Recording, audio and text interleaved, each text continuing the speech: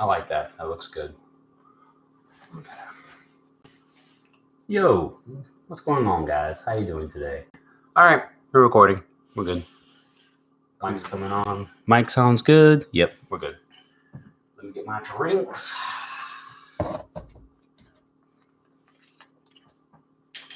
Now for my Stein. Oh, yes. Yeah. What's going on, guys? Welcome to the movie review for Bloodshot. This is the pre-recording setup still. Give us a second and the episode will start. How's it look? That actually sits really well with me. Lighting looks good to you and everything? Yeah. Sure, I was about to say, because I'm experimenting with the lighting to kind of make it a little different. I think this will be nice. I don't see any spotting yet, so cross your fingers. The whole time or just? The whole time. Yeah. Yep. I need you to super cross them, though, so that's like triple crossing. This is difficult enough. This is as much as you get. Really? Yeah, and very limited quantity. Actually, let's play a game real quick before we start recording.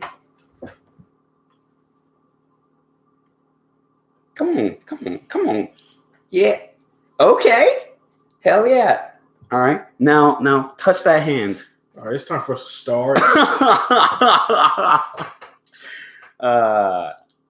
My friend is rather large and buff, guys. All right, let me get this shit going. Yeah, that's him. That's Q.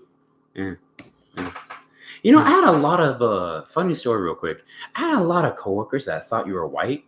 Did I tell you about that? There was one guy who wants to be on the show with us. One of my friends. You told me that one. I did tell you that one. Yeah, he thought that. Shout out to that guy real quick. He thought that. He asked to be on the show, and I was like, "Oh yeah, we'd love to have you on. We'll plan out an episode where you can be a guest with us. No problem." But then he said, "Only if I get permission to make a joke about you white nerds, and not like a hurtful joke, just like a joke. You know, I was like, okay, who gives a fuck? Why not? I mean, but I'm the only white nerd on the show, right? Yeah. I mean, this isn't a vanilla session. Yeah, no. Yeah. All right. I'm about to crack this kombucha, and I'll be good to go, brother. Ooh, cool. Ooh, blueberry ginger. All right, dude. I'm ready to do this thing. Bloodshot.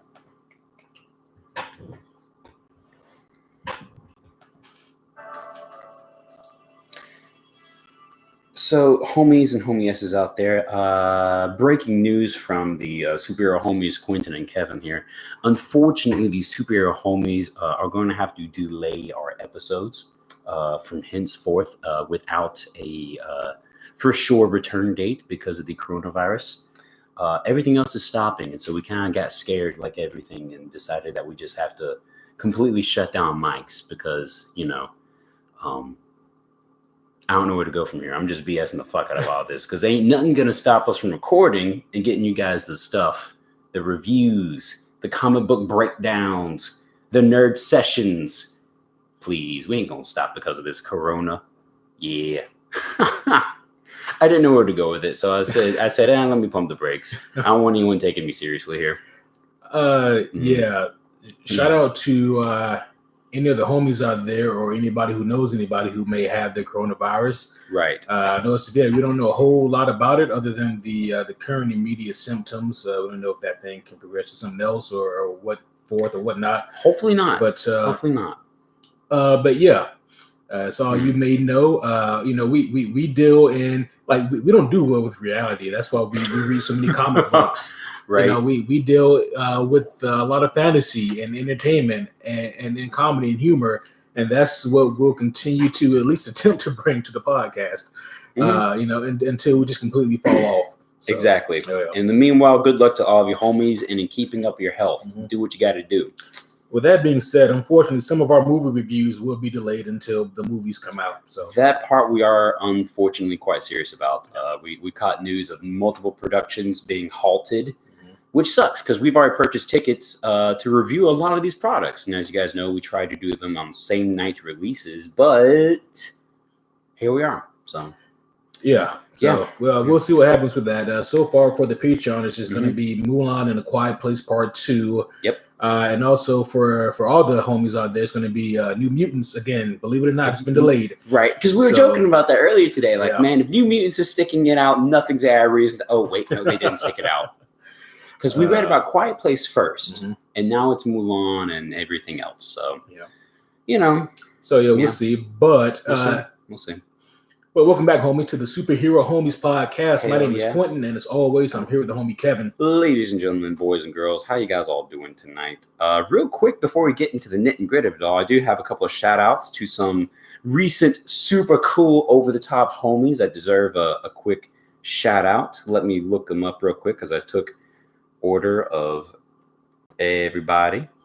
There it is right there. Cool. So a recent shout out to our YouTube subscribers, the first ones to hit up the list and become homies who not only listen, but watch. Indeed, indeed.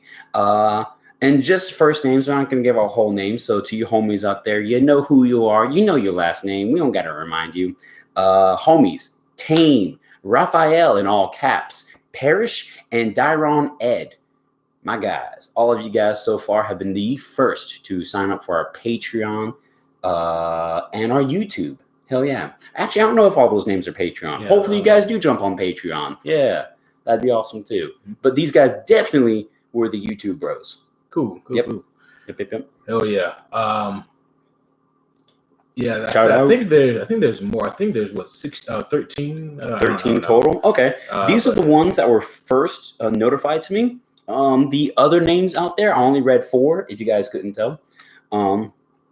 So yeah, I'll look up the others and put them on the list for the next episode, guys. That way we can give you guys a proper shout out too. Cool. Yeah. But let's get to it, guys. Bloodshot. Yep. So before we get too far into it, I'm going to pump the brakes again. And as always, before we do any kind of movie review, you have to know that the first portion of this episode will be spoiler free, with the second half being full of goddamn spoilers. So if you don't like spoilers, and you haven't seen the movie yet, then you can listen to the first half, but then after that, you might want to skedaddle. Exactly. And thank you for the reading of the rules. Homies watching, hopefully you actually read the description because it is typed out there for you as well. So no take backsies, no forgiveness at this point on. So let's go ahead and hit the gas pedal, my friend. It's late. We already watched the movie. I'm ready to talk about it. Bloodshot. Yes, Bloodshot. Directed by David S.F. Wilson. And starring Vin Diesel. And of course, this is based off of the Valiant comic book superhero of the same name. Yeah. Bloodshot.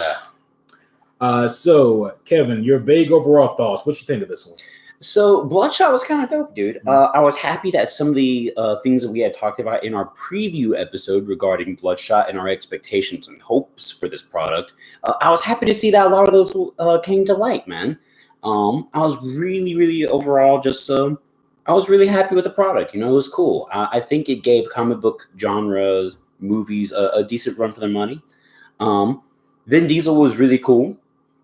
You know, this is just a loose overall synopsis of the movie. I'm just kind of briskly going over a few things that we're going to talk about in greater detail. But overall, the movie was fun. It kept me enamored throughout the whole time. It wasn't perfect. There was a few moments I have to make fun of it for, you know, as we're going to get into here. But overall, I thought it was a pretty good movie, brother. What about you? What do you think? So I'm just not realizing I haven't fully formulated my thoughts on it yet. Okay. But fair. I mean, we did just finish it. That's true. This is true. I would have to say that this is always so hard to say because I'm not in the fucking room when these movies are being made. I think I would have thrown this script out entirely and brought something else. Wow. Fuck, dude. Wow. Okay. Yeah. I mean, it sounds like you were not placated at all. Like, okay. Huh. No, not really. Okay. I mean, here's the thing. So, like, I've been, ever since our Bloodshot preview, I've been immersing myself in Bloodshot. I finished doing the Straczynski run, and I even read a little bit of just Jeff Lemire's run on Bloodshot, and just kind of getting my feel of the character. And I think there's some pros and cons to that. The pros are that I get to learn more about the character, his environment, and some of his plots and other side characters. But the cons are that I get hyped about reading this because I'm thinking of the potential of seeing this on the big screen. Okay. And then we go to the big screen, and I don't even see anything that looks like Bloodshot himself. Better yet, any of the other characters. As a matter of fact, Ben's character, Bloodshot, of course, is the only character in the movie that's from the comics. Wow. Yeah. I can see where that's disappointing, actually. I can see, because if you couldn't tell, homies, if you couldn't tell, I didn't really participate in reading of it beforehand. So I guess for a lot of us out there, that might be more the experience that you get. For those of you who are familiar with the graphic novel and at least the OG content, that sounds disheartening, dude. I'm really sorry that was your experience. Yeah. Yeah. And I do know that a lot of these characters, or at least two of them, are going to be made into comic book characters. Okay. Moving forward, but even still, that's just kind of a weird move to make, and I guess you do have certain, I don't say rights or privileges, but there's certain things that you can do with a lesser known property that you can't do with, say, a Spider-Man or Superman or someone who's very well known. Right. With those properties, you kind of tied down. Yeah. As to okay, so we know that this character has to behave like this, otherwise the fan base will freak the fuck out. Because everyone knows that character. Yes. Everyone knows the Peter Parker, the Clark Kent, etc. Right. Yeah. Not everybody knows Ray Garrison, which and so I mean, even that, how the hell they played that was kind of on the fence a little. So let's organize our thoughts a little bit here. Let's talk about the movie in general, and just a quick overall breakdown, like we normally do: the plot, the point of view, the theme, the characters, and etc. All that good jazz. And then let's break it down by the graphic novel's point of view, and do like a little mini compare contrast. That way we can kind of understand your point of view a little bit more here, and not just what my experience was. Because I feel like more and more people don't understand my point of view. Right. But to really do this movie review justice, we have to talk about the graphic novel and I guess it's contrast to the movie. Fuck, man. That's disheartening. I mean, that highlights a whole nother issue that we've talked about time and time again, where it's like, what are you doing with your character integrity? But we're obviously going to talk about that in great detail here. Yeah. Where to start? Well, I do want to say this real quick, and then sure. And that is, like, this may seem to like a layman out there that this is a kind of a small thing, but if you think about it, it's actually quite big and important. If you look at it like this, back in 2002, Sam Raimi, Tobey Maguire, Spider-Man 1 came out. Yeah. And that movie did the three things that it absolutely needed to do, not just for Spider-Man, but for superhero movies in general. This movie, A, pleased the fans, B, pleased the critics, and C, made a shit ton of money. And so Hollywood. What that did was it woke up the Hollywood executives and producers, because those assholes are typically 10 years behind as far as what people want. Yeah. They're so disconnected. But okay, that's another episode. Oof. But what they really did also was it showed them that, there's an audience for this type of movie. People like these superhero movies. So it's not like, but just a few years ago, Joel Schumacher made those Batman movies and people were all up in arms. We don't understand. But what it really showed is that when proper care and attention is put into these movies, that not only will people turn out for them, but they actually can be really great movies. Yeah. And then that kind of reshaped and reinvigorated the superhero genre as a whole.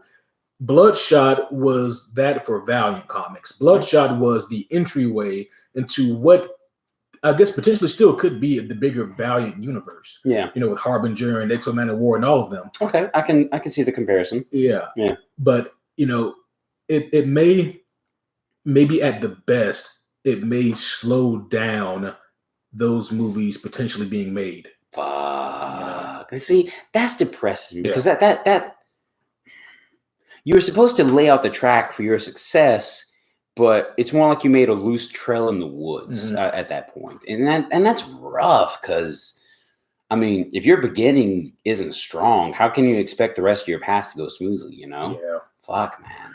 I mean, if that's how the rest of the, if that's how the movie's received, outside of what we think of it, but sadly enough, chances are, if this movie doesn't do well, then yeah.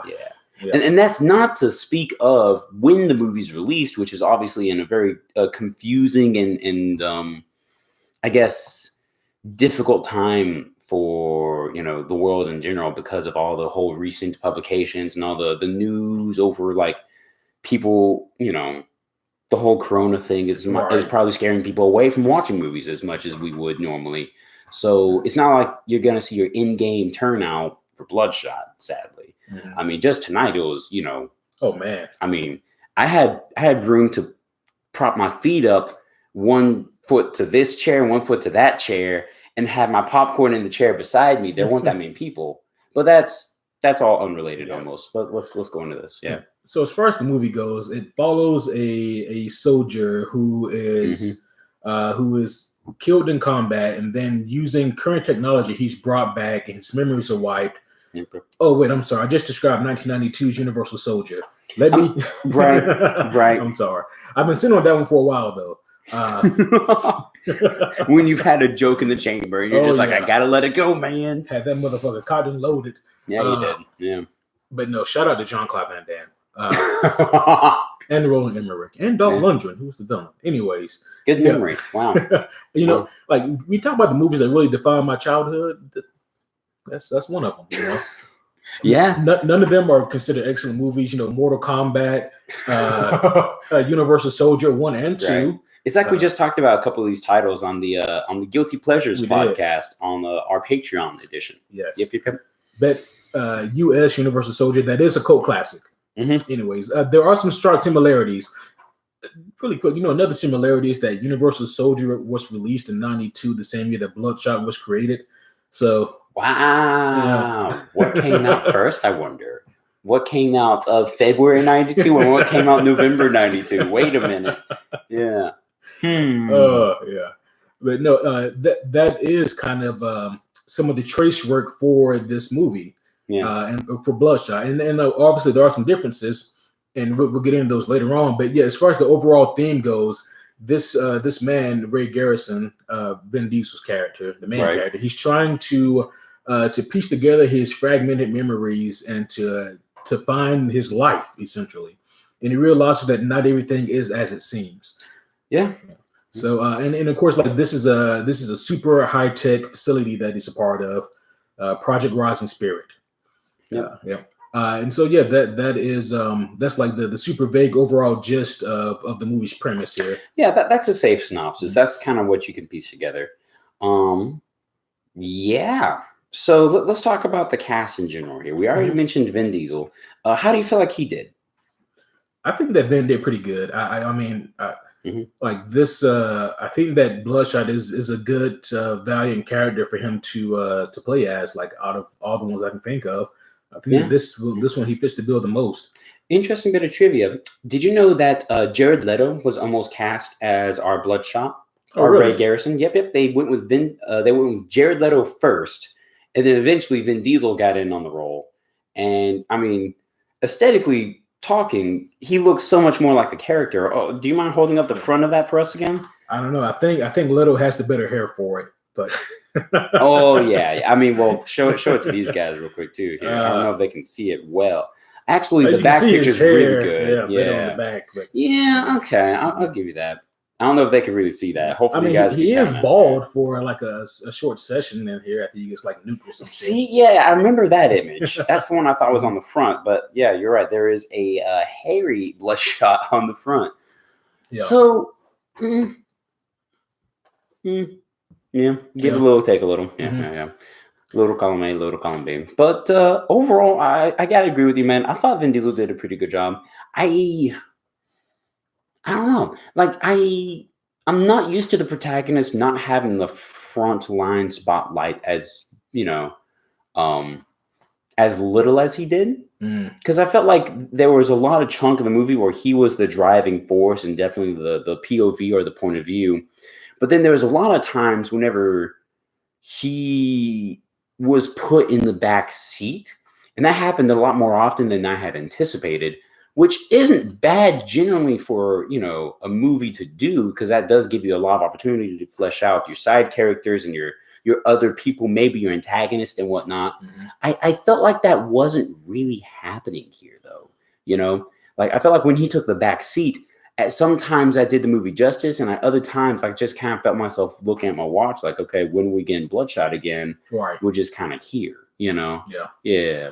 And maybe you reciprocate that. I don't know. No, That's me. I think I do. I think ultimately, because we talked about this in the preview podcast, David S.F. Wilson, I think that this is his first actual live action directing gig. He's mostly a VFX artist. Yeah. So like directing really isn't his forte, so to speak. And I even mentioned how like even with Simon Kinberg, how he was a writer for years, and then he finally got the opportunity to write Dark Phoenix, and we saw that turned out. I mean, to direct Dark Phoenix. Yeah. And I feel that honestly, like this premise, like if Christopher Nolan wasn't done with superhero movies, I think he would have had a field day with this. Because there's a lot of mind games that you can play with the character of Bloodshot. This would have been a totally different movie if Christopher Nolan had it. Absolutely. This would have been a fuck. Hey, moving on. I had to bite my tongue, guys. Hi. You almost caught me slipping. But yeah, so moving on. But yeah, we'll move on. But you are kind of right though, because like when they do kind of veer from Bloodshot, which correct me if I'm wrong, is he ever referred to as Bloodshot? No. I didn't think so. Not once. Yeah. Not once do they use the word bloodshot. They don't even use the words blood or shot in the same sentence. And I'm deeply disturbed. No. And also, I can't stop thinking about Christopher Nolan directing this movie in another universe. And now I'm pissed off. Right? The fuck, Chris? What are you doing? What are you doing, brother? Tenet looks really good. I'll give you that. Yes. That looks like it's going to be a great movie. Yes. But come on back, brother. Give us another superhero movie. This would have been the one. He was like, unless y'all coming at me with that Dark Knight money. Valiant's just like looking at the wallet. Right. Ooh. They're Check, please. Tugging on Sony's shoulder. Hey, can you can you front us? Yeah. Can you spot us real quick? We might pay you back. Right. We'll let you know. Oh, but Fuck, man. Name recognition like that does put asses in seats. It does. I mean, why do you think Christopher Nolan trailers start off not with your actor, but with Christopher Nolan on the big front screen? Oh, that's true. Who's acting in the movie? No one gives a fuck. It's a Christopher Nolan movie. Yeah. You already know half the cast. It's a Christopher Nolan movie. All right. Exactly. Anyways, yep. But no, as far as like Bloodshot goes, though, I do kind of think, and I'm not trying to wag my finger at the director here, but it does kind of seem like, as far as the layout of the movie goes, it is kind of a by the numbers reveal for every act. Yeah. And ultimately, I think that my biggest problem with Bloodshot is that it is not memorable. I feel like it really plays it safe. And in a world where we get a lot of superhero movies, I mean, this one, like a lot of others, is just going to kind of fall to the wayside. And, a year from now, I'll be like, oh, yeah, Bloodshot, that movie. So one thing that's imperative in the Bloodshot storyline, and with the fictional company you had mentioned, RTS? It's Project Rising Sun. They added the Rising Sun or Rising Spirit technologies to it. That's weird as fuck. Yeah. So this fictional company, either way, guys, be it the comic book or the movie version here, and yes, there is that dividend. The technology is going to play a super imperative part. Yes, that adjective was important. They're super imperative because it has to be flashy. This is an over-the-top technology-based company that's supposed to be able to mass produce this awesome level kick-assery technology. And we did see some of that. Some of it looked really cool. We see little glimpses in the trailers, but it doesn't really do it justice. Yeah. Some of it looked really good, and that I found to be kind of outstanding at times, and at other times I just found it to be kind of like you said, a little lackluster. Nevertheless, it did help to make some pretty cool action scenes, which again, this guy's forte was visual glamour money shots, and And some of that technology was used to make these fictionalized CG, very heavily CG'd action shots. But I mean, I kind of feel like you're right. Overall, whenever you kind of step outside of the theater and you're looking back at everything and you're not distracted by the, the big old awesome silver screen, you kind of feel the same thing. The tone feels very safe. Like they did, they followed a recipe, and we make fun of that time and time again. I don't know if you have the budget pulled up, but it didn't feel like this movie had a very high budget. Let's look. And with the budget it had, it felt like it was all used on one scene, and you can probably guess which scene that is. Mm-hmm. Yeah. So sad thing is, like, I had to take a second to load it, and then as soon as I did, it's like, oh nope, guaranteed that's the scene. But the budget was 42 mil. Oh wow. Yeah, that is not. To put it in perspective, Joker had about $100 million budget, and that's considered on the low end. Thank you. Actually, that was the perfect thing we needed to kind of get like a perspective gainer there. What was the budget for fucking Endgame? So they filmed Endgame and Infinity War concurrently. The budget was about $1 billion. There you go. There you go. A literal.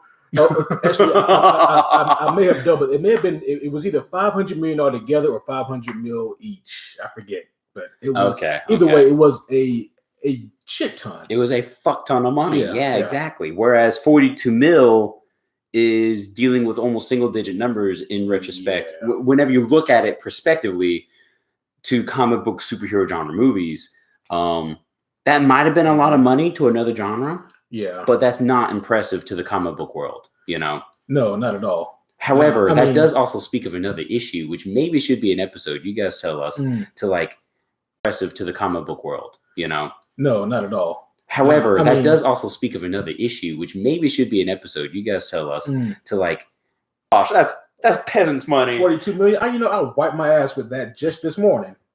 Man, if 42 mil hit my bank account, peace. I'm out. Okay, right. I'm recording episodes. I'm playing video games. I'm living in a big old house or something. I don't know. Fuck. Yeah. I'm paying off my student loans. Hallelujah. That's it. There's gonna be a slip and slide in that bitch too. Yeah, there is, and a fireman's pole. Yeah, not for me, for the strippers. Hell yeah. Now you're talking. Okay. And I'm gonna pay off my car.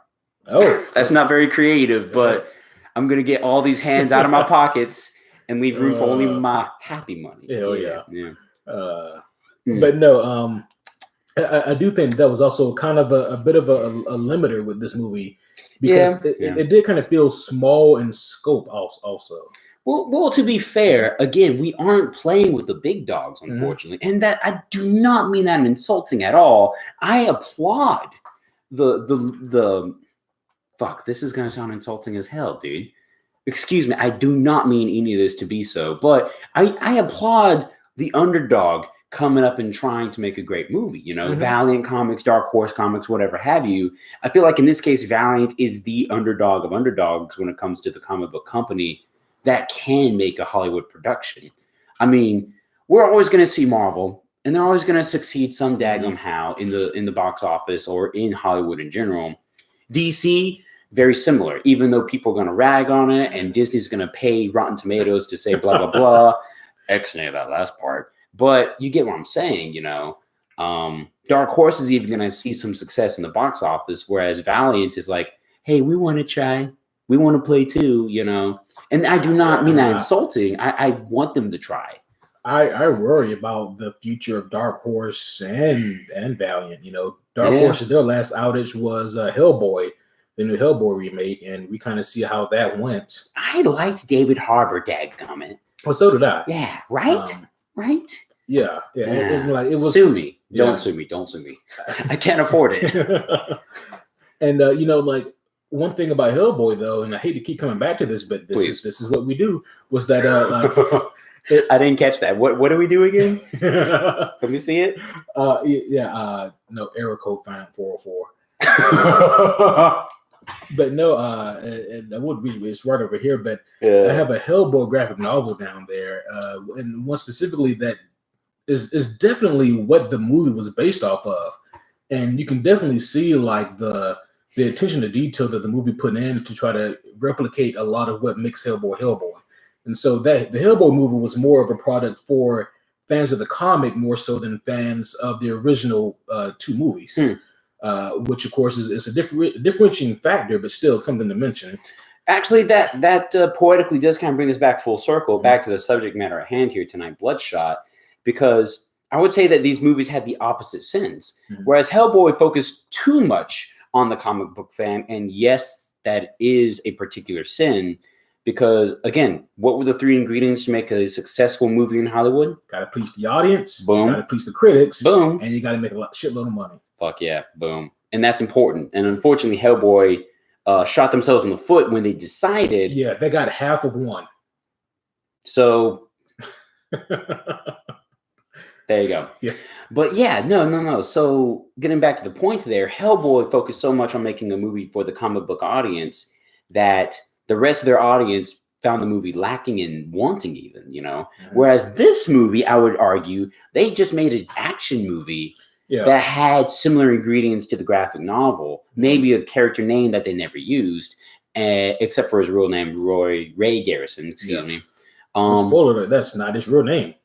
No, exactly. I remember you talking about that. Yeah. But again, we go back to the main point, which is they just made an action movie, which had loose coloring of a comic book movie. And now it's like, oh, well, congratulations. You made another action movie. Guess what? We already had those. Yeah. We got a fuck ton of those. We got a lot of action movies. If I want action, I'm going to go find John Wick, Yeah. Yeah. Like with Sony, because I feel like that Sony probably forked out the majority of the budget for this movie. I believe it. Yeah. We got 40 mil. You get the 2 mil. Yeah. With this movie having a budget of $42 million, you would think that Sony would have the, maybe if they had the balls to be like, you know what, 42 million really is nothing to us. Make the movie that you want to make. Now, maybe this was the movie that they wanted to make. I was actually going to bring that up. But without that, there's no way to say this nicely. Like, this is just a really uncreative movie. So I have a hard time believing that this was what the director had in mind to make. Yeah. Now, with what they gave us, again, I'll go back to my earlier opinion here. It wasn't a bad movie. No. But you're right. It still nevertheless was lacking in their originality, where they had a very cool concept. And I thought they were kind of going to go in that direction for a minute. Like, I smelled it coming. And then they kind of steered away from that. Like, they saw themselves getting off the beaten track and said, no, wait a minute. Let's go only look at it from our shoes. Playing it safe, admittedly, does make you more money in historical stats and whatnot. So maybe that's what they were doing here. But again, that does kind of go back to our earlier point, which is congrats. Now you're on original. Now you didn't do anything that's going to draw me back. I think that playing it safe should begin and end with who you cast. You have an unknown property, but everybody under this sun knows Vin Diesel. And they know they know the brand of action that he can bring to a movie. So I feel that, like, you cast Vin Diesel so you can bring in all the Vin Diesel fans. Yeah. Whereas, with the character Bloodshot, the fans of the character will most likely turn out to this movie. Yeah. But that's not a lot. So you need that Vin Diesel fan base to come in too and fill in the seats. Like, so I feel that, like, that type of playing it safe is always a good, a good choice. Find a famous, familiar face who people love, and typecast them into that certain role. Yeah, and it can work. But but just kind of moving on here, looking at some of the other aspects of this movie, though. Yeah, let's do that, because we really hit the nail on the head and freaking beat the horse in for the overall production and our thoughts on it. Right. Let's talk about something else here real quick, man. I got something to talk about with you. So I will mention one big pro that the movie had that I was super grateful that they did. I know where you're going. I know you know where I'm going. Don't you judge me, okay? Dirty old man. You dirty old man. You dirty old man, dude. One of these side characters, Elsa Gonzalez, I was very happy with her casting. She was distractingly very pretty, and I was very grateful to look at her every chance I could. And the movie made sure that this male audience was also very much captivated. Basically, but unfortunately, that's kind of where her character began and ended for me. Yeah. Began and ended, excuse me. So I liked the concept that she had, though, overall. She was another one of the people that this technology company had worked upon and augmented in a certain way here. I won't mention it in great detail. I will go ahead and bend the conversation back your way and ask you, though. Earlier, you had mentioned that Bloodshot was the only character from Bloodshot that they used. The character that we saw in Elsa Gonzalez in her performance, the ex super soldier or something that she was supposed to be, was she at all? That's a negative. Fuck. Yeah. Well, all right, moving on. And what like, just to kind of hit on that again really quick, just once again, imagine if you saw a Wolverine movie with zero familiar faces around him, all just created for this script. Even if they're going to be putting Wolverine comics after the fact, that still is like a foreign entity. I already said no. Yeah. I already said no. The homies could testify. I was shaking my head over here. I don't like this. Yeah, no. I mean, I applaud them for making another Wolverine movie, but that's a joke. Yeah, I mean, yeah. Oh well. Yeah. And she, as far as what was the character's name, I forget. Well, KT. That's it. KT. Yes. Which yes. That was very strange. I was wondering. Yeah. Do you think they would lean more into, because like they give like almost like a slight hint as to her name meaning something. I thought it was an abbreviation of some sort. That's what they said. Yeah, it was an abbreviation. But they don't talk about it. Yeah, no. And then why give her a cool sounding name gimmick like that? Mm-hmm. For one, if she's an unoriginal, or if she is your own original character, but then two, you don't bother to give her any originality. You don't bother to give her a deeper meaning than just being eye candy or being a support for a main protagonist. Yeah. You know, I mean, of the support characters, I liked a little bit more of what they did with her, logistically speaking, for the story, genuinely, guys, than they did with some of the other side characters. A lot of the side characters I didn't give a fuck about, dude. Yeah, I mean, hers really, I found myself back on and off for, you know? Yeah. I mean, there really weren't a lot of side characters. It's a small cast, which I mostly prefer. Yeah. But it was kind of a small cast. Of course, we have Guy Ritchie in the movie as well. I'm not Guy Ritchie. Jesus, Guy Pearce. Guy Pearce. Yeah. I knew who you meant. Yeah. Guy. Yeah. So what did you think about his role? So here's the thing. Guy Pearce, he always delivers an A+ performance. I can't think of anything I've seen him in where I'm like, that guy can't act. That sentence doesn't exist, you know, even though I just said it. Wait, no, it possibly could. So go to bed. For confusing statements. But yeah, no. Guy Pearce. But like in this movie, he was he played a really straightforward character where I feel like they had a lot of opportunity to really model that and have him work like the shade of gray where you can't tell, what side he's on or what's he up to, until maybe the third act. Like if they played it that way, I think maybe his character would have came off a little bit. All right, Christopher Nolan.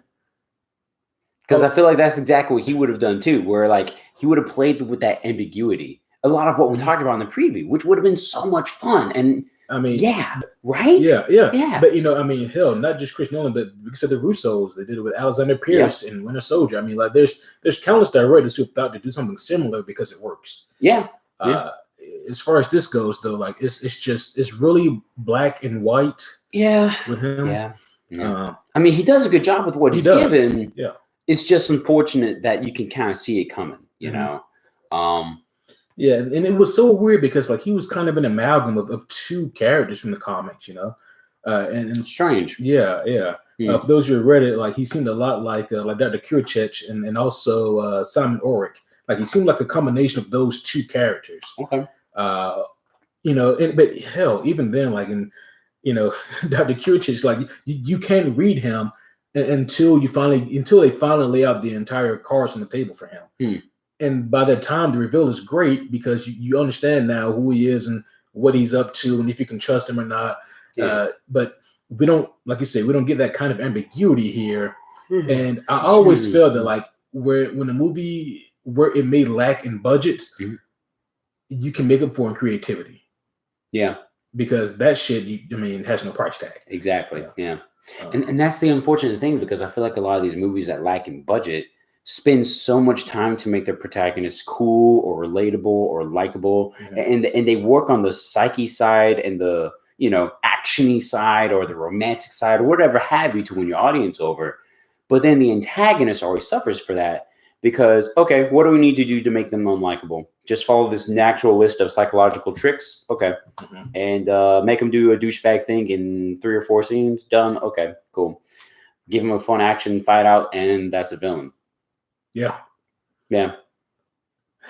And sad enough, that works in your common productions, but we don't ask for productions to be common. We ask for productions to be good, great, even. Yeah. Like, here's the thing. Like I said, I read a little bit of Jeff Lemire's run, but most of my reading was from Dwayne Swarzynski, and like there are just some phenomenal villains in here. Like his writing style is akin to like if Garth Ennis enjoyed writing superheroes, that's what this feels like. Cool. And so for those of you who don't know, like Garth Ennis, his writing style is so extra and so fucking ultra violent. But it's like that. And then the PG-13 rating, we spoke about that in the preview. Again, going that safe way. That's the way to make the most money. Drive off the pavement? Oh hell no, we gotta stick on the pavement. But between movies like Joker and Logan, you think that people in Deadpool, you think that people will begin to realize there is a strong audience for R-rated. All 3 of those movies were fucking successes. But what happened afterwards? You know, they have these great flags standing on the top of the hill. There's even like a silhouette looking, oh, look, this flag is successful. They made it. We can follow suit, but we won't, what it is. And like here's the shittiest thing, and I'm just super like all in my head right now. But it's like I can kind of envision like a Sony executive being like, I don't think that there's an audience for these Valiant comics to be into movies. We give you a minimal budget, and then they have a producer lord over them and say, no, change this. No, it has to be PG-13. No, do this. Make this character like this. And then when the movie, I'm using this as an example, I don't know if this is going to be the case, but then if the movie flops, that same executive is like, see, I told you so that this wouldn't be a success. There's no audience for it. And, like that, it's like yelling in an echo chamber. Like the only people who are hearing you are other like-minded idiots, who are out of touch. Beautiful. So I would hope that it's not so black and white, but I don't know enough to attempt to argue with you. And the sad thing is, I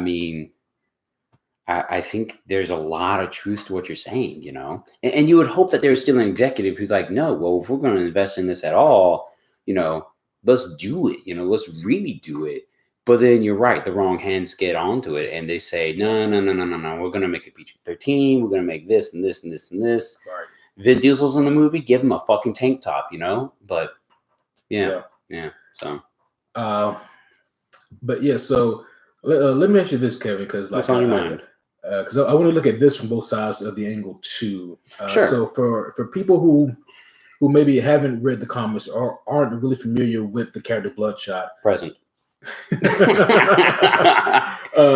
How do you think their overall experience is going to be watching this movie? I think it's going to be exactly what I told you at the beginning of tonight's episode, dude. I think it's going to be, that was a fun movie. It was a good movie,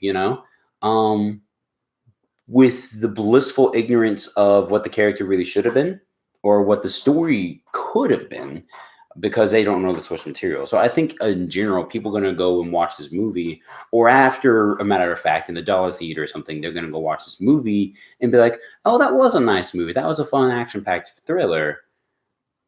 and then that's it. Mm-hmm. And unfortunately, that's kind of what the movie was driving for, because a lot of the money-making shots, the expensive scenes, were just action-packed stuffs, you know?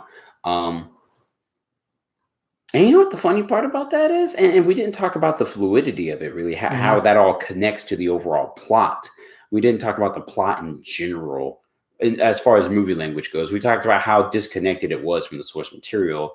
The action scenes bled for me, where it's like, okay, this was cool, but getting here was awkward, and it was forced at times. Where it's like, we just kind of jumped straight into bed with this. We didn't really kind of like make this make sense, or even let it make sense. It's just kind of like, okay, we did some story, we did some expositing, we did some exposition. Okay, let's do it action. Yeah. Time for another one. You know, I feel that like maybe so much of the budget went into the action scene, specifically this one. It's a pretty lengthy, pretty entertaining fight scene, but it felt like maybe so much went into that a lot of the movie kind of revolved around that scene. Yeah, I can think of two big scenes where they were extended and, well, expensive. You know, where it's like, okay, we really want our power shots, our money shots to be here and here, you know. But here we are. Yeah. But yeah, let's talk about the pacing a little bit.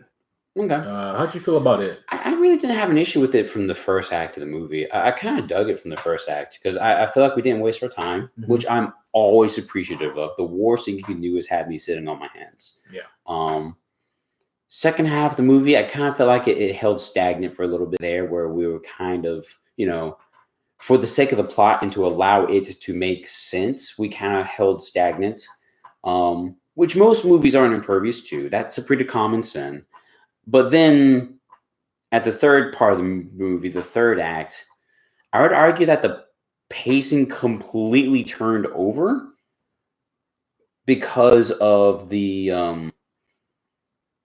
lack of change overall, where it's like, okay, the pacing has to slow down to a crawl so we can get away with this part, you know?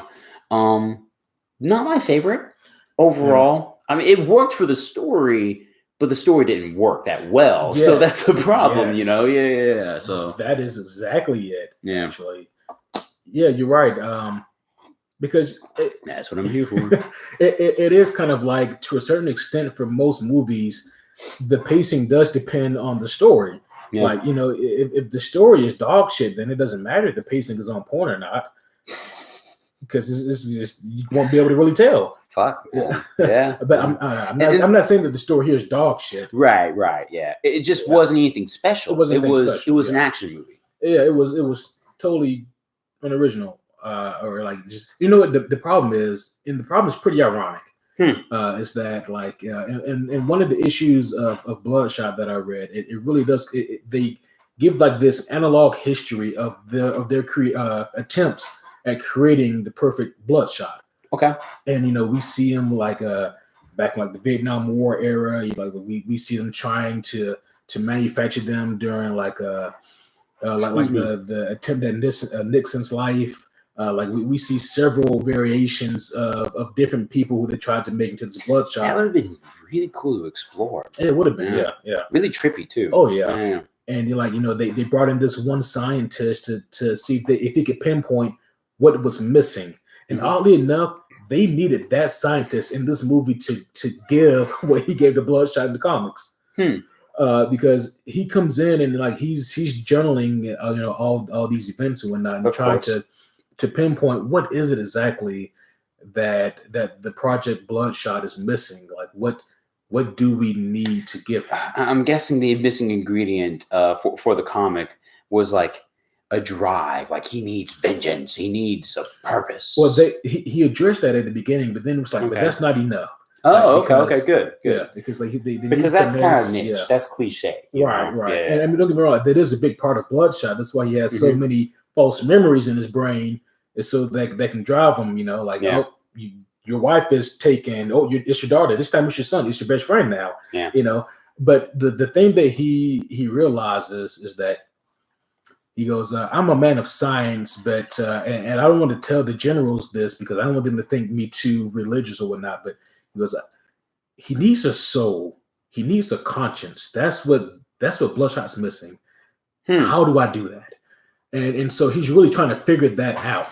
And ultimately, that's what this movie feels like is missing. It feels like it doesn't really have a pulse. Like it doesn't really have a soul to it. Like there's, we don't really get theological on the show a lot. That's an interesting point of view. I hadn't considered that. Yeah. But not even from like a theological standpoint, even per se, but maybe just like a. Well, right. That was more just a commentary on the choice of word there. Mm-hmm. I would break down movie philosophy 101 with Quentin and Kevin. Ooh, that's really the true name of the podcast. Let's face it. But I would argue it's not as catchy. It's not as catchy. It really isn't. I love the superhero homies. There you go. But I would argue that the point that you're making is really what's missing from a lot of these just lackluster, unoriginal, action-packed movies that are just action thrillers for the sake of entertainment. They're missing that soul. They're missing the thing that makes them stand out and the thing that makes them special, worth remembering. Excuse me. Where that fits the bill pretty well for our boy Bloodshot, and that sucks because I like movies having a soul. As much as that sentence sounds awkward, Mm-hmm. Yeah. I mean, Logan, Joker, great movies, and they definitely had a soul because there was a lot. So let me ask you this then, and this is really off track for us. Don't mind us, but how do you put a soul into a movie? Or you get the terminology here, guys. You get what that really means, hopefully. But how do you put that meaning, that specialness, that energy, that willingness to care? I think you do that, and in most cases, it has to be done through the eyes of at least your protagonist. To really pull it off, it has to be done through the eyes of the protagonist and antagonist. Mm-hmm. But I think the way that you do that is you present the protagonist with something that he needs to overcome or do, and you really have to make us care. So in other words, proper character writing, proper character development. Oh yeah. Because you're right. That actually really fits the money because there was not a lot of that in this movie. The characters kind of began and ended where the movie began and ended. Mm-hmm. There wasn't a lot of character development with anybody, really. Fuck. No. Wow. Really and truly. Yeah, that's an interesting science, brother. I would add to that, too. Mm-hmm. You need your character development. And you already said a reason to care about the character. But I would even add, too, a reason to care about the plot. About the overall story, because sometimes your character has her own thing going, and that's a part of the overall. I would add to that, an example here. You can't really see it, but like Witcher, where the character has an overall plot that he kind of grows from experience to experience, but then that's just a part of himself and his culture, which is a very small piece to the overall plot of the story, which was very much a political landscape at times when it comes to the Witcher story. Mm-hmm. So that really works for me. I like that. We've gone on about 51 minutes for this spoiler-free section, so we can. Holy fuck! Yeah, we really got into it, so we can go ahead and wrap this section up. Yeah, so I'm just gonna I'm gonna spin the pedals on a few things here. Yeah. Nothing really outstanding about the music. Not much going on there. The theme of it was very fitting because the theme was action-packed movie, and that's what they went for. The CGI. I wasn't a big fan of that, ironically, even though we had a visual man take care of the director. But you can see the 42 million there. It's not exactly. It's not 420 million. Oof. 420. But there you go. Mm-hmm. But that's a quick spoiler-free rundown. Anything else before we do the dividend here? No. Let's go ahead and give a closing thoughts on the score. Oh man, I haven't thought about a score. Damn. This is always the hardest part, homies, because you don't want to do the movie injustice or too much. You know, you don't want to do it any favors. Let me ask you yours first, and well, nope, I got a number in mind. I'm ready. Okay. Yep. All right. So for me, I think that, you know, typically when I do these, I always try to sandwich it. You know, if there's any bad to be had, I like to put it in the middle and sandwich it between what I really enjoy. You know, That's fair. Two layers of that. That's optimistic. Yeah. Unfortunately, like for this movie, there just isn't a whole lot about it that I enjoy. So it's not a sandwich; it's more like a wrap. Yeah. It's a wrap that's made out of the contents in the middle. Like, yeah, that's like a very awkward keto wrap that no one wants to order. Yeah. I mean, like even with movies that like I didn't necessarily love, per se, Birds of Prey, I almost called it Harley Quinn. You know, like I was. You wouldn't be wrong. Ayo. I was able to sandwich that one, you know, because it had some things about it that I really enjoyed. With this movie, like there's at best some things about it are mediocre. And at best, I'll remember this movie until the next time I go to the theater. Yeah. I mean, ultimately, like the plot, even though it's based off of a comic book that's actually pretty popular amongst Valiant readers, the plot just isn't there. I thought that the character usage was really weird to create so many characters when there's a literal world of really cool and kooky villains they could have chosen from. And characters in general. Like this was a very weird take.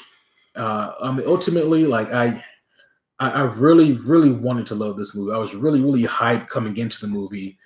But I mean, ultimately, like it on almost every level, I kind of felt a little let down. I can't give this one anything higher than a 5.5.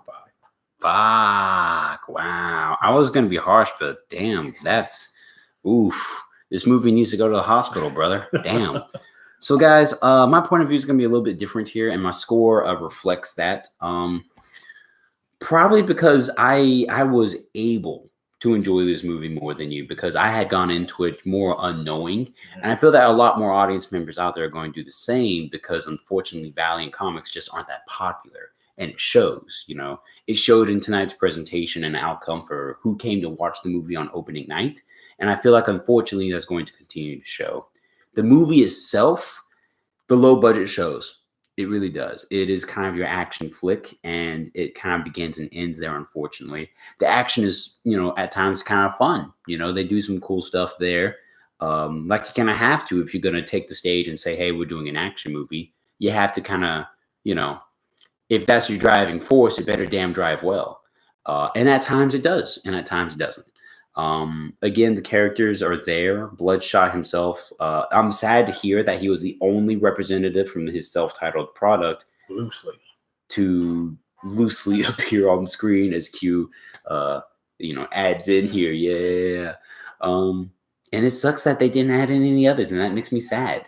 Not that I've noticed anyway. Be curious to see if any of you guys noticed something I didn't. I mean, if you do, leave something in the comments and let us know. You know, it's there for a reason, guys. Hit us up, communicate with us, and we're there. But again, it wasn't, for me, it wasn't a horrible movie, but neither was it a great movie. You know, it was just a movie, which is probably one of the worst things you can do, really. Excuse me. Overall, my score was 6.8. And I was not going to go higher than that. In my mind, 7 just was too much. And there you go. Yeah. Yep. There you go. So there you have it, guys. That is our spoiler-free take on the Bloodshot. But as you had the reading of the rules at the beginning, I have the reading of the rules at the end here. Feel free still to watch the movie and get your own opinion. Because if you love it, hell yeah, I want you to love it. Because that does it for you. Then fuck yeah, let it do it for you. Don't be tainted by our opinions. Don't feel like we are judging you if you liked the product.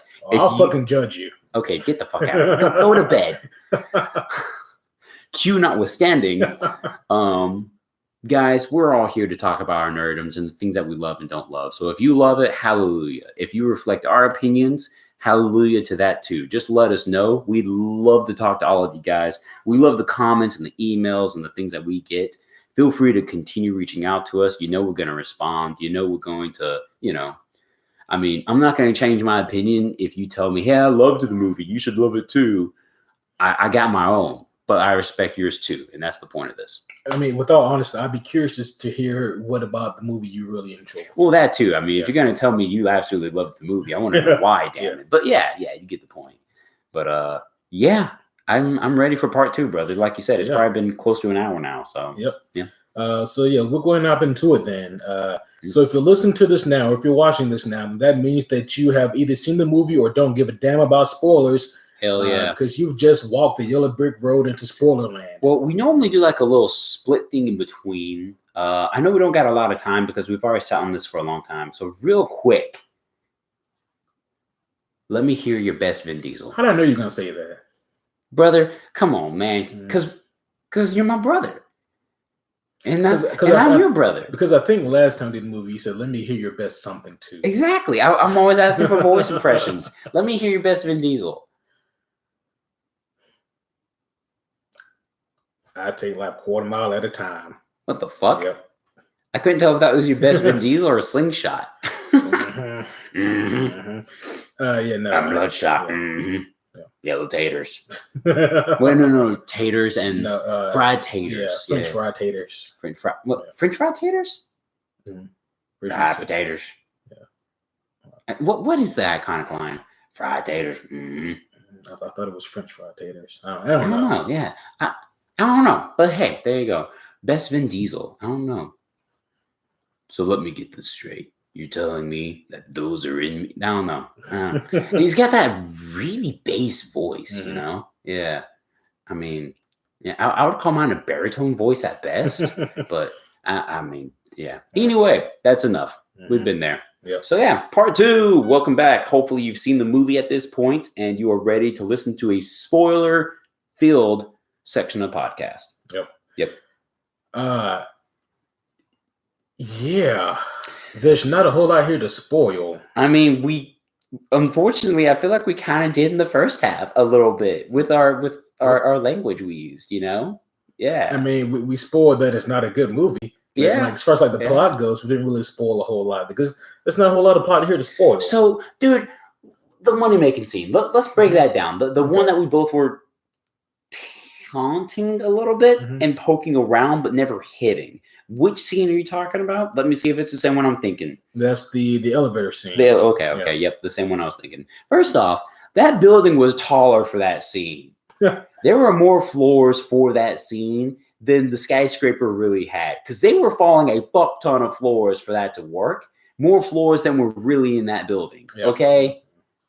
Yeah, just making fun of that real quick. They broke the laws of physics to make that movie work. It's a superhero movie. It is a superhero movie. It is. So the arms thing was cool. The CGI was not good. It looked kind of rough around the edges sometimes. You know, it was good up until they actually started fighting. Right. You know? Yeah. Like seeing the arms like come out and extend. Like in the hallway. Really good. That looked cool. In fact, the arms looked great. And I was like, so did the legs. Yeah. I was really cool with like the exoskeleton look and everything. It was like, oh, this is kind of dope. Yeah. But then once we got to the elevator and we got to the actual hardcore action bits where even the faces were CGI'd, that was really rough for me. Like I was disconnected at that. It wasn't just the faces. It was everything. No, I mean, where I said even the faces. Yeah. But yeah, I mean, it was, I mean, with our technology we have available to us at this day and age, it's like it's hard to accept less, you know? And it's like I couldn't help but notice it, which is unfortunate. Yeah. But I mean, at the same time, I think that's what 42 million gets you. Again, I mean, we're trying to make that sound like not a lot. But I guess in the aspect of movies in Hollywood, that ain't a lot. It's not. Yeah. I mean, the elevator seemed like I figured that it would be limited by a certain budgetary number, but so as far as it wasn't bad. It was just more like it really does feel like a lot of the movie was constructed around this scene, because like they just put so much into it, and we spent so much time with it. Yeah, it's like they had a lot of high hopes for the scene. Yeah. Yeah. And it was also just interesting because I guess at the end of the day, like I'm really trying to piece together like what was Guy Pearce's character, whose name I forget, Emil something. Like what was he really? What was his end game? What was his goal? So the idea was to create a super soldier nanite program, and the first objective was to kill anyone else who played a was part in creating it. Exactly. So they couldn't replicate it. So it only comes from him. He would be the primary market for that particular brand of super soldier. So that was that was the goal, so that he could ultimately sell the program. But it's like, what was the purpose then of the other super soldiers? There's a problem here. Oh, I'm sorry. You asked a question? I was looking over here, Oh, man. Oh, oof. Yeah. I don't know. I really don't know, man. Because they, I mean, yeah. Right? I mean, let's be honest here. Like that kind of technology would be great if it really existed, but you put, the technology to help people see again, the technology to help people walk again, or to breathe. Yeah. You put that next to, we injected damn near 1 billion nanite machines into this guy who can now heal, has super strength, can shape shield, can camouflage.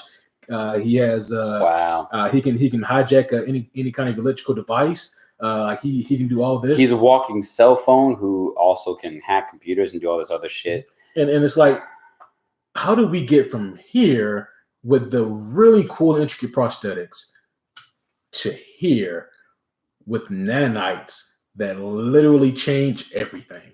Yeah. So it's like it didn't feel like there was enough in between. No, it really didn't. Yeah.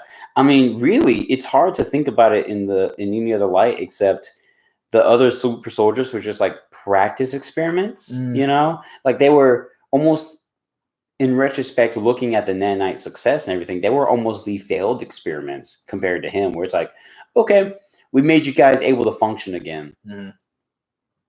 Oh, look at him. He's the moneymaker. Fuck you guys. Right. Your job is to set up this fake scenery, this one-act show, so that he feels a part of the team and that there's a team. And it's like, yeah.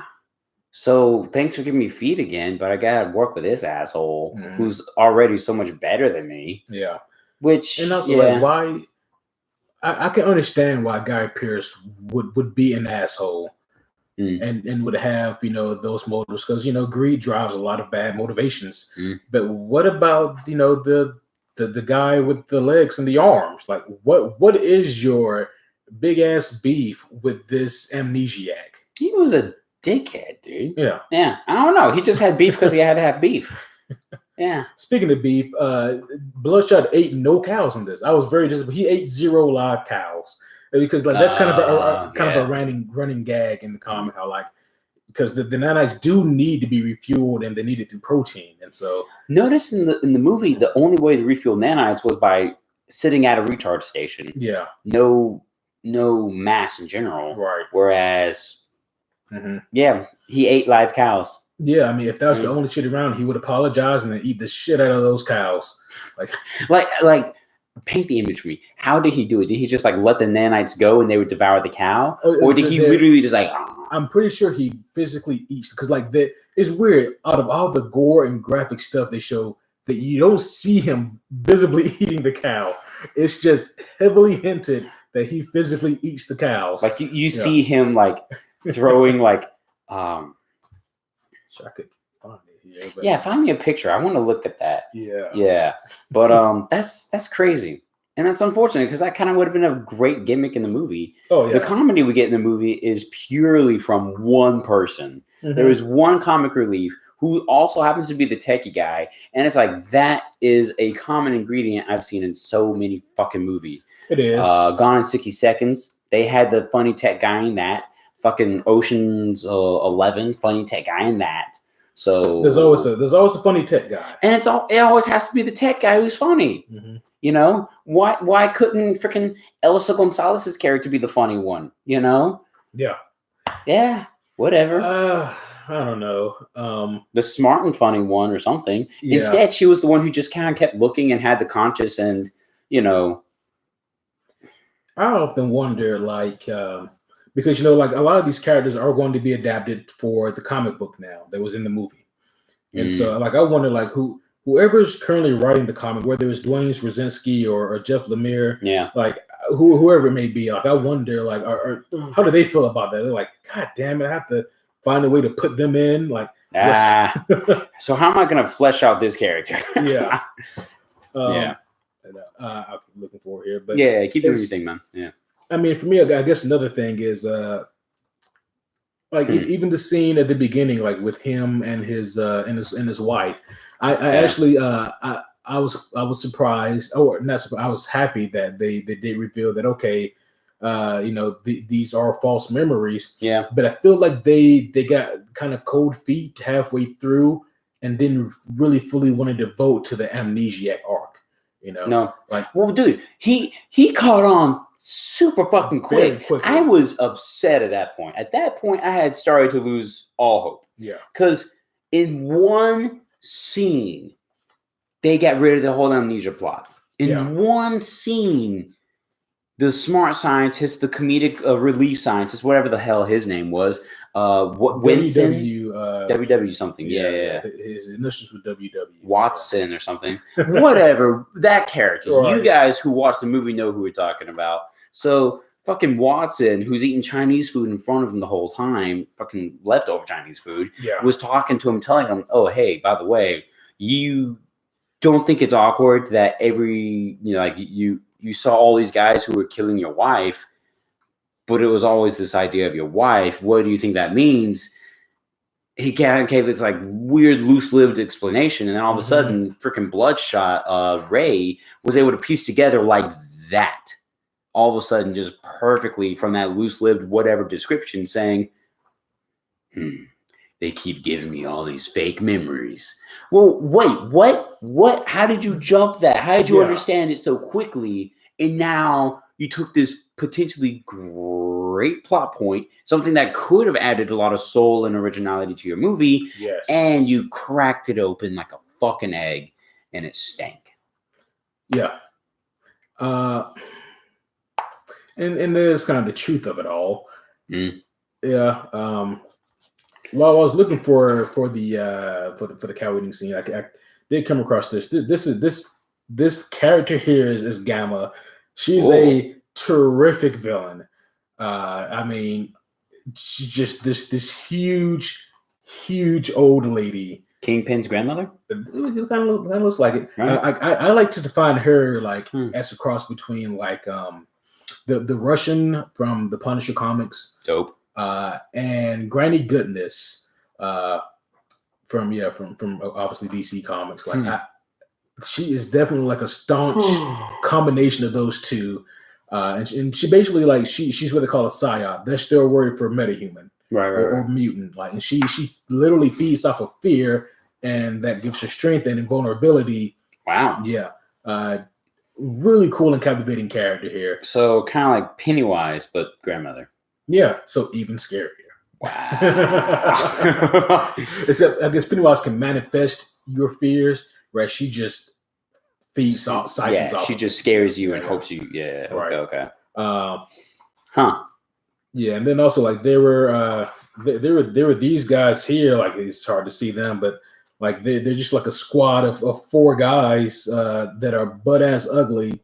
Yeah, I remember seeing them. Yeah. They're other side. Well, they're manufactured, but they're built to take down people like Bloodshot, and just like the creative use of violence here was so good. It was really good. A clever. I will give them some slight props in the movie. One clever thing they did was they specifically said, "No, nanites aren't in your blood. Nanites are your blood." Meaning that whenever he gets gratuitously shot in the face or something or blown to bits, you don't see blood and gore. You see the nanites forming back. Whereas in the comics, no, they're in his blood.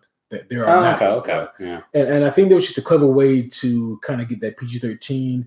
You know, you don't have to see the blood. You see machinery. Right. Yeah.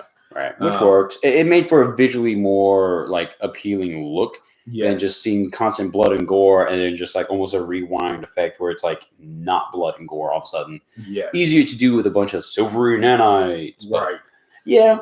You know, like for example, take this guy. This guy here, his name is Recon. He's one of the butt ass ugly soldier guys. He looks it. Yeah. Really capable. Snaps Bloodshot's arm. Like, super fucking gory. Yeah. Super nasty to watch. Here's how creative they are with this. He uses that snap arm to stab into the jugular of the guy. Wow. And we don't really see that creative action here. We just see action. His nanites were also way OP. They really were. So at the beginning of the movie, I thought, and luckily I felt that they kind of steer corrected this later on. But at the beginning, it looked like the story was trying to tell me that his nanites, at the turn of his will, could turn on and hack servers and all of a sudden work as like a Bluetooth Wi-Fi cell phone to do all this other crazy cool shit and look at like CIA databases and finding the perfect file for the idiot douchebag that you're trying to kill because he killed your wife. Luckily, we do see that was really Guy Pearce's whole corporation secretly working with him, letting him access their stuff. But his nanites can do that, but it's almost like his nanites can do it. So like he needs to communicate with them, like, hey, don't focus on repairing me so much right now. Instead, I need you to shut down this door, raise the coolant temperature in here, like things like that. Oh, okay. So he can do that if he gives a direct order basically for his nanites to do it. Okay.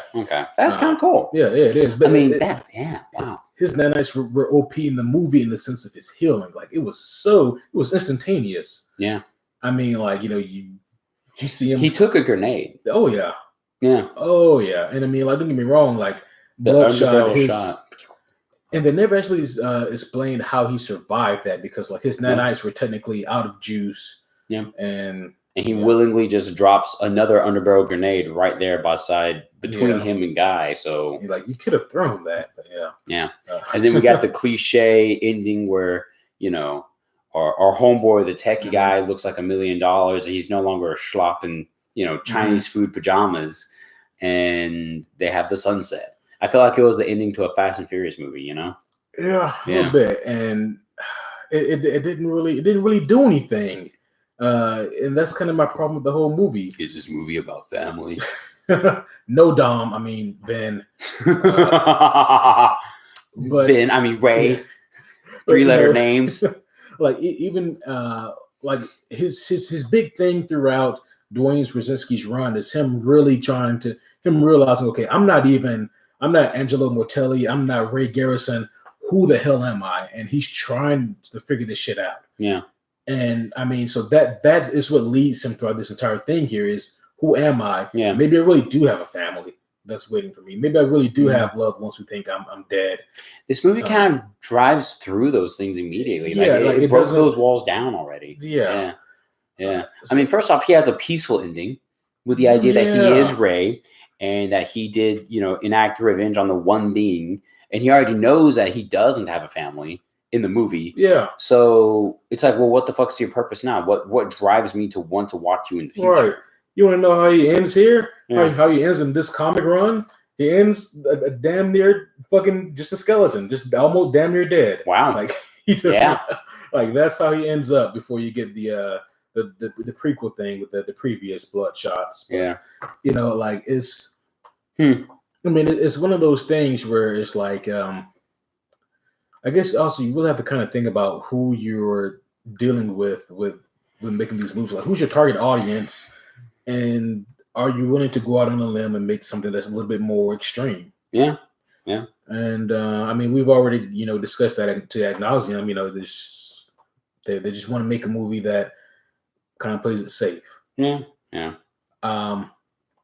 But I mean, so I did kind of hope for like more creative action. Yeah. Just because I get that. there's room for it. Yeah. And don't get us wrong, there were some creative actions here, like the elevator scene, the running through the town, the two super soldiers versus Bloodshot. That was, I mean, but it wasn't.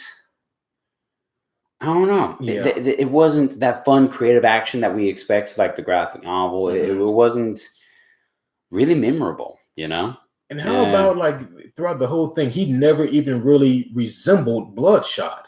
There were only like certain moments where you thought that maybe he was going to up. That he was going to get like the Kratos white skin with the piercing red eyes and the red symbol on the chest. Yeah. But every time, like they lean into like once or twice, and then they sacrificed it for a tracksuit or a tank top. Yeah, and I mean, like there's times where he does wear like a black shirt, but you can still see the red symbol and the white skin. It was just a weird decision. Yeah. There's what it feels like is that there's a lot of disconnect between the head honchos and the producer seats versus the audience base. Yeah. So I look at it like this, like if nothing else, like the Joker movie proved that if you veer way off fucking course from the canon, you better damn well present something that is interesting to watch. Yeah. And unfortunately, like Bloodshot, it doesn't veer that far off the reservation, but it doesn't do anything great. It was too lukewarm. Yeah. Mm-hmm. There you go. Too lukewarm. Like what's something that you never want to eat that's lukewarm? Cereal. Oh God. I feel like it's soggy at that point too. It is. It's like that weird, fucked up, soggy, pasty mess. And you're just like, what happened? It doesn't matter what kind it is either. Cornflakes, something with marshmallows, Cheerios, whatever. At that point, when your milk's become lukewarm and your cereal has sogged up into this weird, grimy, whole grain paste, you're just like, I don't want to eat this. This is just going to be poured down the sink. Right. Yeah. Also, why was that the first one that came to mind? Grits is another one, man. Yeah. Grits, because that just becomes a becomes cement. A blob of You're just like pulling it apart, like, and you're just like, oh gosh. So I guess for like the homies who aren't from the South, who aren't familiar with grits, go watch my cousin Vinny. They're doing an all right job of describing. They do. Yeah. That's another cult classic. Oh yeah.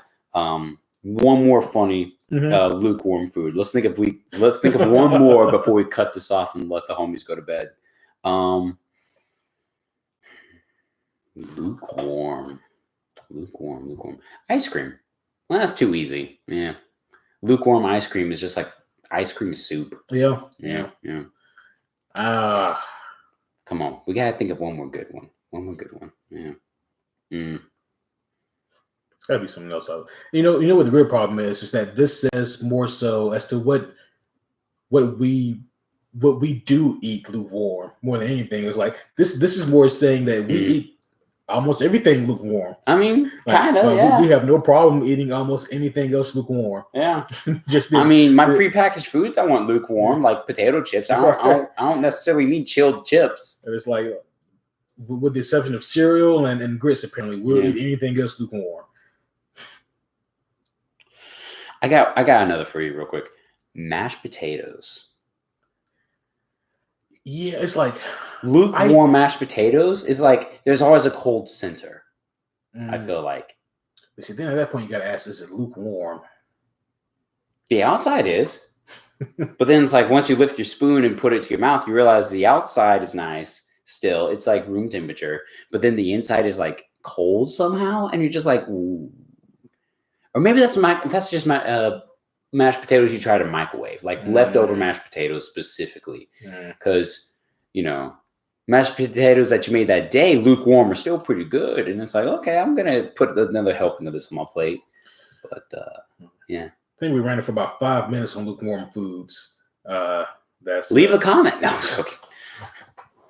But we can go ahead and give some closing thoughts before we wrap this one up. Yeah, man. Valiant Comics, I want to see you guys try again, but be braver, Yeah. Who knows? Maybe I'm trying to think like who would fare better with like a lower budget, one that you don't have to because with Bloodshot, you kind of do have to spend a little bit more money and take a risk with the R. Hell, almost all Valiant comics, at least like all the ones that I'm familiar with, you kind of have to go R rated. Hell, maybe try Ninjak next. He'd be fun.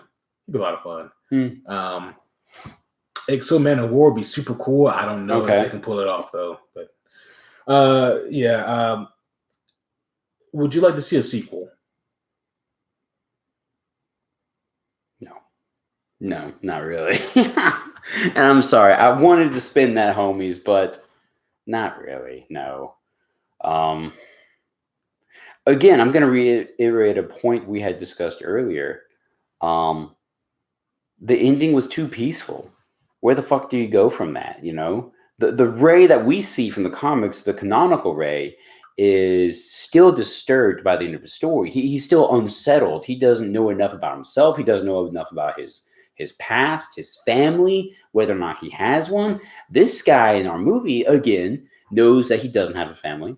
He knows that he is Ray and that they're confidently sitting with that. If you backtrack from that in the next movie, if there is a theory, a successful next movie, you're going to have to really spin that for me. He also killed everyone that wronged him. So, I mean, at this point, why bring him back to the screen? You know, what story does he have left to tell? Yeah. And I mean, really, that is the biggest question. Like, where do you go from here? I mean, you can, I guess, you proved it in this movie. You can manufacture more villains if you want to. You can manufacture more characters. You know, and just kind of pull them ex nihilo. But I mean, ultimately, like, I feel like you really need to. If you make a sequel, I would like all due respect, I like a different director. I would like someone who. I feel like this director maybe viewed this as like a big break into live action film. Maybe, yeah. You know, whereas I think a director who, and hell, you know, we speaking about this on the comic news episode we just did a few days ago, but how, you know, Todd McFarlane says that no, he has to direct the Spawn movie. He's not licensing the movie rights to any studios, you know, and that's kind of been like a pain in the ass because he can't get funding to make the movie. Because he wants to be in control of it. Yeah. And like after seeing this movie, he probably wants to double down. Like Yeah. And honestly, who's to blame him? Yeah. So but yeah, I don't know, man. Like if obviously if they do a sequel, we'll go see it. Of course. But you already know. I do hope that if they do a sequel, don't be afraid to lean into like the crazy ultra violent comic book style. I mean, or an R rating. Yeah, like fucking go for it. I mean, listen, you know, Marvel has a certain caveat of their superhero movies that you're never going to breach. You're not going to touch. Do something different. Yeah, do something that's yours. Yeah. I would actually go to a great example here, The Boys. Oh yeah, that is an outstanding quality television series, which does go balls to the walls, and it is very much an R-rated TV show that doesn't try to be a Marvel movie. It doesn't try to be another action-packed thriller with Jason Statham or something. It is gruesome, and by the end of each episode, you know what the fuck you just watched, and you know they are the ones to supply it. So that might be some food for thought right there. There you go. Just saying. I guess this whole episode's just saying. Yeah. But yeah. There you go, homies. But yeah, to those of you who are, you know, Bloodshot fans or fans of Valiant comics in general, you know, chin up. I mean, the good news is that, like, regardless, Valiant comics, I mean, they're still more popular today than they've ever been. I mean, like, they are doing some fucking numbers, and fucking shout out to them because of that. You know, I'm glad to see that there's more people reading Valiant now. Hell, that's probably why the movie got greenlit in the first place. Yeah. Even though I would argue that Bloodshot isn't their most popular character, but regardless, he's a good choice. Yeah. Unfortunately, this isn't the best way you want to start out the gate. So, there'll be another Valiant superhero movie made sometime. Time will tell. I mean, Bloodshot sat in Hollywood hell for such a long time. So hopefully this next product from Valiant, it will come out a little faster, you know. Yeah. But we'll see. Yeah, we'll definitely see. But that is all I have for this one, my friend. No, I'm done too. I'm all wrapped up, man. All right. Homies, thank you for tuning in, for listening and or watching. Definitely tune in next time. Because our other movie products that we've been wanting to review here have been postponed indefinitely, we don't know when the next time we'll do a movie review is. However, if need be, then dadgummit, we will visit some cult classics and give you guys movie reviews for the quality you guys expect from us. Hell yeah. But if you guys haven't done so, feel so inclined to give us a rating, and there's actually a pretty easy and convenient way you guys can do that. If you go to ratethispodcast.com/superhero homies, it'll take you directly to a page where you literally just type in your review of us, which hopefully is 5 stars, right? Yep. And then you just hit submit, and depending on what device you're using, it'll know exactly where to send the review to. So it's an easy way for all you cool ass homies to review us, and it also always helps us out as well. Hell yeah. And again, we really appreciate every review we get. So if you got something you want to say, please, we would love to hear it. And then, of course, always, guys, the Patreon page is up and running, and it will continue to have cool content added to it. In fact, because some of these movies were postponed indefinitely, that gives us more time to add to the Patreon. So definitely tune in for some announcements as to what's going to go on the Patreon page, and stick around for some of that. $1 will get you most things, $3 gets you everything, and every donation is greatly appreciated by these two cats right here. So definitely, guys, feel free to think about that. We appreciate it, and we love you guys always and forever. Absolutely. And also, if you guys maybe haven't heard, some of our podcasts have little ad insertions. If those get on your nerves so much, you can also get ad-free listening at patreon.com. Quite true. Yeah. So not only do you get to hear us talk about video games and comic book movies and television shows, but you can get ad-free listening. Hell yeah. The best kind. Hell yeah. But that's all I got for now, my friend. Yep. Same here, brother. We'll see you guys again soon. Thank you again. But until next time, my name is Superhero Homie Q. And as always, I am Superhero Homie Kevin. Hell yeah. All right. And for you guys watching, thank you for tuning in. Be sure to smash that subscribe button so you can catch all of our videos here. Yeah, you got anything else to say to the watching homies? Get money, fuck bitches. Get money, fuck bitches. That's good enough for me. And also, yeah, there you go. All right, homies, tune in next time. We'll catch you guys then. Booyah.